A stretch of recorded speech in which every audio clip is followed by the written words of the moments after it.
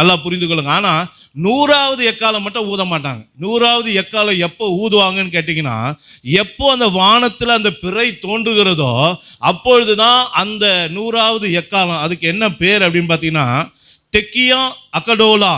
அப்படின்னா என்ன அர்த்தம்னு கேட்டிங்கன்னா, புறப்படு, மூவ் ஃபார்வர்ட் அப்படின்னு அர்த்தம். நல்லா கவனிச்சுக்கொள்ளுங்க. அந்த எக்காலத்தை நெடுந்தொனியாக அவங்க ஊதும்போது அந்த இடத்துல இருக்க எல்லாரும் புறப்படுவாங்க அப்படின்னு சொல்லப்பட்டு இருக்கிறது. அப்போ அருமையான தேவனுடைய பிள்ளைகளே, இந்த வானத்தில் எப்போ பிறை தோன்றுன்றது தெரியாது, தேவனுக்கு மட்டும்தானே தெரியும். நம்ம அது தோன்ற வரைக்கும் தானே பார்த்துட்டு இருக்கோம். அதனால தான் எக்கால பண்டிகைக்கு அவங்க என்ன பேர் வச்சாங்க? நோ மேன் நோஸ் த டே. நல்லா புரிந்து கொள்ளுங்க. நிலா எப்போ வானல் தோணுன்னு யாருக்கும் தெரியாது. அதனால தான் அந்த வார்த்தையை அவங்க பயன்படுத்துகிறாங்க. அது மாத்திரம் இல்லாமல் யூதர்களுடைய ஒரு நம்பிக்கை இருக்குது. என்ன அப்படின்னு கேட்டிங்கன்னா, யூதர்களுடைய நம்பிக்கை, இந்த எக்கால பண்டிகை அப்போது வானம் திடீரென்று திறக்கப்பட்டு தேவனுடைய பிள்ளைகள், அதாவது பரிசுத்தவான்கள் வானத்துக்கு கொண்டு போகப்படுவார்கள் என்கிற ஒரு நம்பிக்கை அவங்களுக்கு இருக்கு.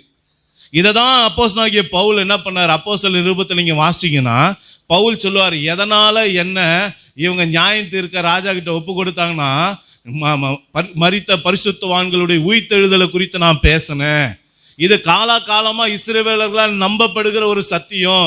அந்த நம்பப்படுகிற சத்தியத்தை அதை தான் அவங்க விசுவாசித்து காத்து கொண்டு இருக்கிறாங்க. அந்த மகிமையின் உயிர்த்தெழுதலுக்காக அவங்க காத்து கொண்டு இருக்கிறாங்க. இதை நான் பிரசங்கித்ததுனால தான் இன்னைக்கு குற்றஞ்சாட்டி உங்ககிட்ட முன்னாடி நிப்பாட்டிருக்காங்க அப்படின்னு சொல்றாரு.